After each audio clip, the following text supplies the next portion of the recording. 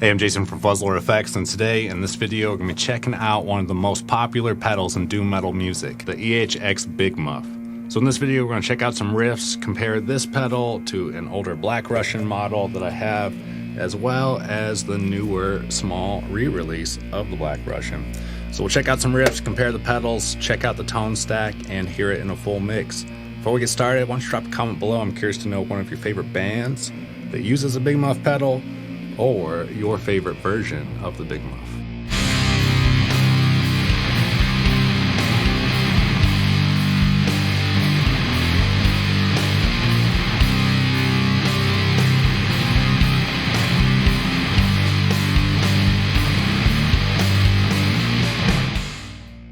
So the Big Muff pedal is known for its huge amount of fuzz, sustain, and output volume, as well as the iconic sound it has because of the tone stack it uses that introduces a pretty heavy mid-scoop into the sound. This is why they sound so huge and big by themselves, but sometimes can get lost in the mix a little bit with a bass player, other guitarist, a drummer, and a vocalist in a full mix. But it is what makes that pedal sound the way it does, and something that so many guitar players love. So I got 3 different versions of the Big Muff today. We're going to check them out back to back. If you want to know what gear I'm using, check the link in the description. I'll also go over the gear at the end of the video. But be sure, again, to drop a comment below and let me know your favorite version of the Big Muff, or what you think of the way these ones sound compared to each other. The biggest difference between these Muffs over the years and the different versions, a lot of it has to do with the tone stack values, as well as a few other things that they're all Big Muff pedals, but they all sound ever so slightly different. Let's check out what they sound like.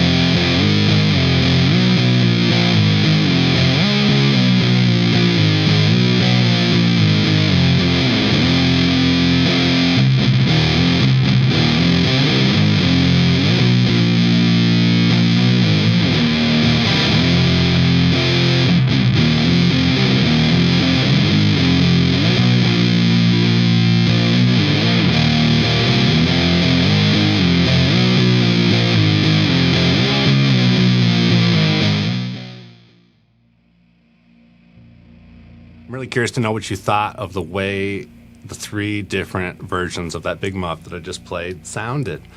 To my ears, on the big box NYC, the big silver one, this one sounds a lot harsher to my ears, a bit more like distortion tone. I noticed it was quite a bit brighter than the other two pedals. I really like the way this pedal sounds in a mix with other stuff, but listening back to the footage earlier, I didn't like it as much by itself. Next up, the Black Russian Muff is my favorite of the three. I'm really curious to know what you think. A lot more fuzz, a lot darker sounding. I think you probably noticed that the tone control was pretty much almost maxed out when I was playing it. Not quite, but pretty close. And pretty aggressive sounding still, but not as harsh sounding as the big box NYC to my ears. And last but not least, the little reissue that I think is like $80 or something. Really good deal and a good pedal. To my ear, it sounded a lot smoother than the Black Russian Muff. It sounded very close to my ears, like it's obviously a clone by the same company. So I trust that it's a good clone, right? And I thought it was a bit smoother sounding, less aggressive than the Black Russian Muff. I think for $80, you can't go wrong with this. My personal preference out of the three was the Black Russian Muff. So drop a comment below and let me know what you think. All right, let's go ahead and check out what the tone stack sounds like on this NYC Muff. Just gonna play a couple riffs through it, roll the tone control back and forth so we can get an idea of what it does and how it sounds in case you've never played one of these before. Again, one of the coolest tone stacks in a guitar pedal in general, and I believe it came from an old Supro amp design from the 50s. Maybe somebody in the comments can verify that one for me.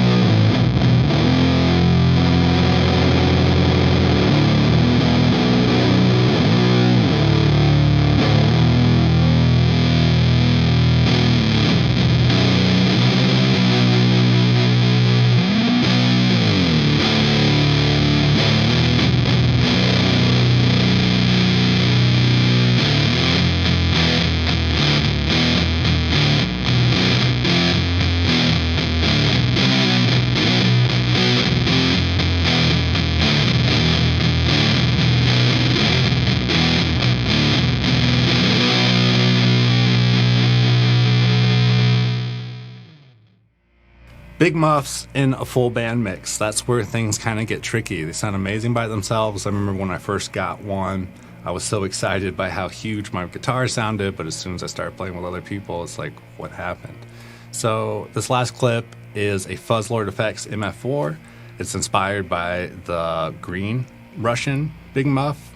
So the brother or sister pedal to the black one that we just heard.